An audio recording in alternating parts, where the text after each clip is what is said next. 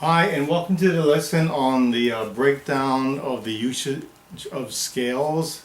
And we're going to kind of bring everything together and how to use these scales. So far, you folks have learned all these scales. The C major scale, the D major scale, the E major scale, the F major scale, and the G major scale. At this time, you probably just want to write all this stuff down. Pause the tutorial and just write it down. And you also probably want to memorize, or at least have handy your notes on how to be able to utilize the scales into what keys. For instance, the C major scale, it's very useful in the keys of C and A minor. The D major scale is useful or good to play in the key of D or B minor. The E major scale is good to play in the key of E or E major, and C sharp minor. The F major scale is good to play in the keys of F major and D minor. And finally, the last scale we learned was the G major scale. That's good to play in the key of G and E minor. So some really neat stuff to be able to do. Basically, they all kind of follow the same idea. I'm going to give you an example here in a second. But so just think of it this way. At this point in time, any song that starts with the key that we're talking about. So for instance, we're talking about a song that's starting with a C chord. At this point in time right now, it's probably in the key of C. Okay, that may not always be the case in the future, but for right now, just to give you a rough idea. And if the song starts with an A minor, it's probably in the key of A minor at this time. Not all music follows that kind of musical format. However, it's just to give you an idea. I would say that the scales for you now, which is probably the more popular ones being used at this point in time, would be your C major scale, your D major scale, your F major scale, and your G major scale. E is fine. I think it's more popular on guitar than it is on ukulele. But these four keys, C, D, F, G, are your most popular scales that are used a lot in playing over songs and playing in songs. So make a little notation of that. You see over here, I wrote an example of the C major scale. These are the open notes or open strings, and then they follow the picking pattern. I didn't leave the fingering or order there. I just wanted to give the option to be able to play the scale in a random way later. But for now, it follows this pattern. Open, that note, open, that note, open, that note, and then that note. So da da da da da da da da. Okay, and I'll review that in a second here. So if you need to pause the guitar and just write all this stuff down, please do so now. This is if you've been diligently studying and learning the lessons in the music theory, this should not be that hard to understand. If you have not been following or studying the section on music theory, this might be a little unclear or hard to follow. But basically in the music theory, you saw like a sequence or series of chords in the C major scale or the key of C. Well, there's a bunch of chords that are in that key or that scale, and then you see that would be the one chord. This would be the sixth chord, and all the way down to follow the same thing: 1 6 1 6 1 6 1 6. But again, back up here to the C major scale, that would be a one chord. That would be a sixth chord, your sixth minor. Now, if that sounds totally unclear, well, if to truly understand this, you need to go back to the theory section and kind of either review it or learn it. But this putting it all together, these scales that you have learned, if you've gotten to this point, these scales that you have learned already provides you with what keys you can play in. Okay, so we're just going to take the C major scale right here, C major scale, and I'll show you that in a second to review, refresh your memory, and we'll pick these two keys here to play in. Okay, so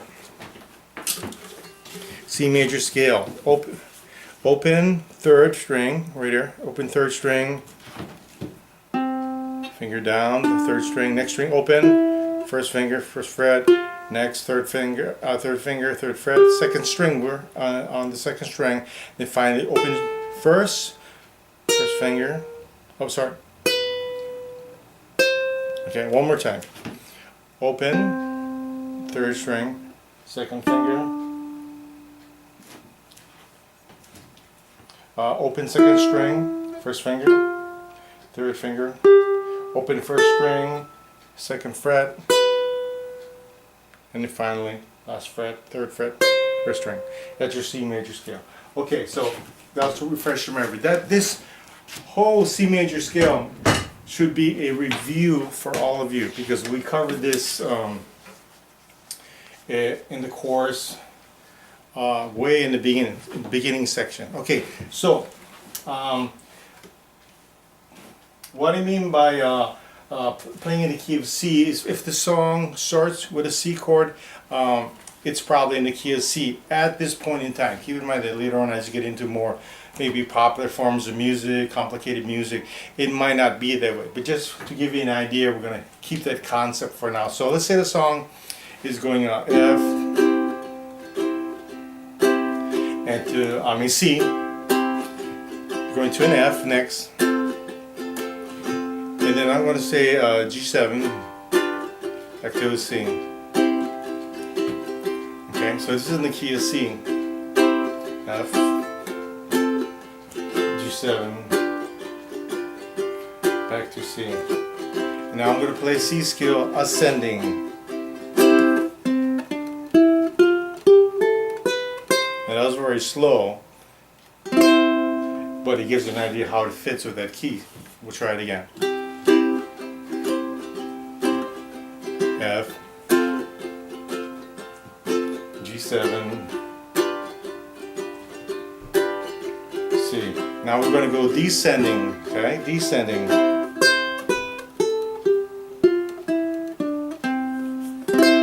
Okay, so first I went up, then I went down. Okay, once again, this scale should be reviewed. It should be really easy for you. That's why I'm using it as an example. Now, what you want to do is to give it a little more flavor, you probably want to mix up the notes a little bit. Play it in random, play it in a different order, play it to like maybe some musical way that sounds good to you. Just try an example. C, key C, we're going to F, same chords, G7, C. I'm just mixing it, I'm playing all the same notes, just mixing it up.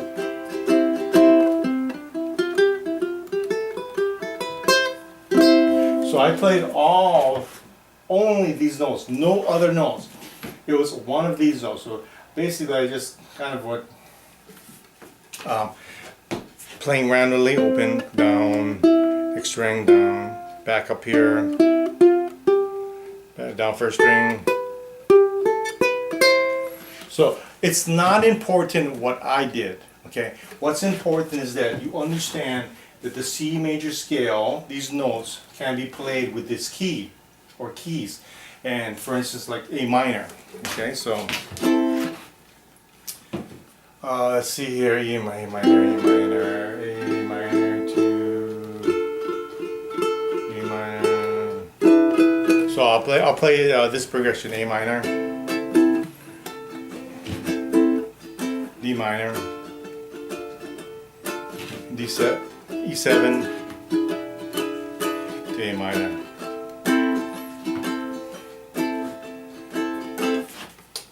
Okay, I'm playing the same scale: A minor, D minor, and the purpose is just to show you how the C major scale works over the A minor progression.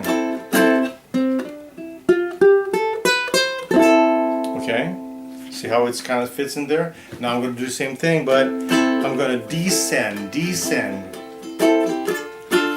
minor, going to an E7, E minor. Okay, here we go. We're descending.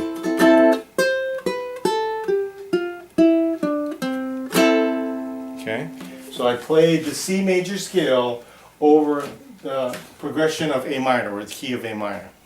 Now I'm going to play basically the same thing I played. I don't really know exactly what I played, but basically give you the same idea over A minor. A minor. And I'm going to play some notes randomly that only include the key of C major. I mean the scale, the C major scale. There we go.